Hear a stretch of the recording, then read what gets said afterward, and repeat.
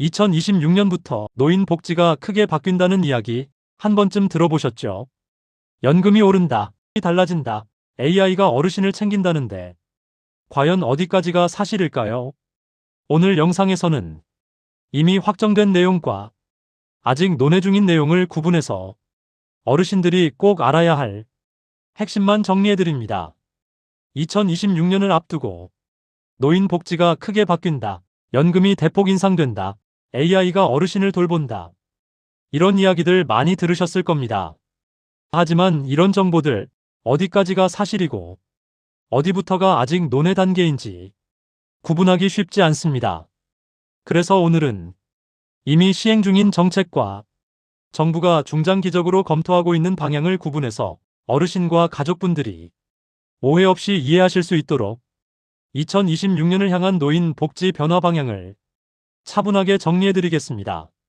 미리 말씀드리면 오늘 내용에는 확정된 제도도 있고 아직 예산과 국회 논의를 거쳐야 할 검토 단계의 내용도 함께 포함되어 있습니다.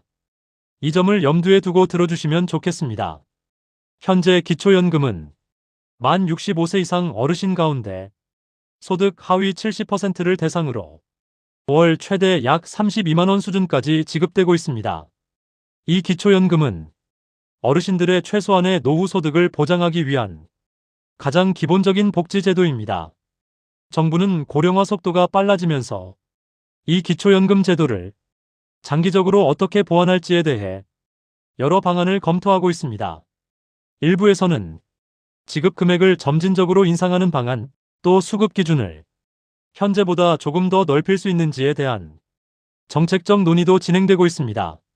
다만 여기서 중요한 점은 2026년부터 얼마로 오른다, 소득 하위 몇 %까지 확정됐다, 이런 내용은 아직 공식적으로 확정된 사항은 아니라는 점입니다. 기초연금 인상 여부와 인상폭, 그리고 대상 확대 문제는 정부 예산안과 국회 심의를 거쳐야만 최종 결정됩니다. 즉, 연금이 곧바로 크게 오른다고 단정하기보다는 노후 빈곤 문제를 완화하기 위해 정부가 방향성을 가지고 검토와 논의를 이어가고 있다, 이렇게 이해하시는 것이 가장 정확합니다. 다음으로 돌봄과 의료정책 변화입니다. 정부는 어르신을 요양시설에만 맡기는 방식에서 벗어나 가능한 한 살던 집, 살던 동네에서 돌봄을 받을 수 있도록 정책 방향을 바꾸고 있습니다. 이를 위해 보건복지부와 국민건강보험공단은 의료, 요양, 생활 지원을 연계하는 통합 돌봄 사업을 2024년부터 일부 지역에서 시범 운영하고 있습니다. 이 사업의 핵심은 어르신 한 분 한 분의 상황에 맞게 의료 서비스와 요양, 복지 지원을 연결해주는 체계를 만드는 것입니다. 다만 AI 센서가 자동으로 낙상을 감지하고 전국 어디서나 즉시 대응하는 수준까지 완전히 구축된 것은 아닙니다.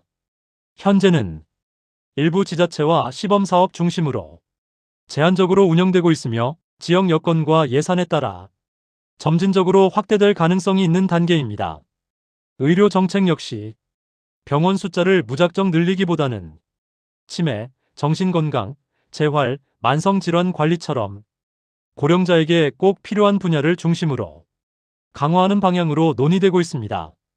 예산 규모나 특정 연도의 정확한 금액은 아직 확정되지 않았지만 아프고 나서 치료하는 의료에서 미리 관리하고 예방하는 의료로 방향이 이동하고 있다는 점은 분명한 흐름이라고 볼 수 있습니다.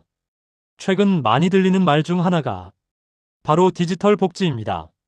정부는 돌봄 인력 부족 문제를 해결하고 복지 효율성을 높이기 위해 AI 스피커, 건강 모니터링 기기, 비대면 상담 같은 기술을 복지 서비스에 접목하고 있습니다. 이 역시 전국 모든 어르신에게 한 번에 적용되는 것은 아니며 현재는 시범사업과 일부 지역 중심으로 운영되고 있습니다. 디지털 기기에 익숙하지 않은 어르신들을 고려해 단계적으로 확대하는 방향이 현실적인 대안으로 논의되고 있습니다. 노인 일자리 정책도 조금씩 달라지고 있습니다. 단순한 공공형 일자리에서 벗어나 돌봄 보조, 디지털 안내, 공공안전, 환경관리 등 사회에 도움이 되는 역할 중심으로 전환을 시도하고 있습니다. 다만 자주 언급되는 노인 일자리 100만 개 같은 수치는 매년 예산과 정책 방향에 따라 조정될 수 있는 목표치라는 점도 함께 이해하셔야 합니다. 또 하나 중요한 변화는 지방자치단체의 역할 확대입니다.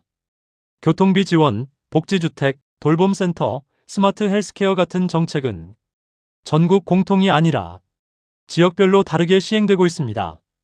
따라서 본인이 거주하는 지역의 지자체 정책을 함께 확인하는 것이 무엇보다 중요합니다. 정리해보면 2026년을 향한 노인 복지는 이미 모든 것이 확정된 변화라기보다는 고령 사회에 대비하기 위한 준비와 방향 설정의 과정에 가깝습니다.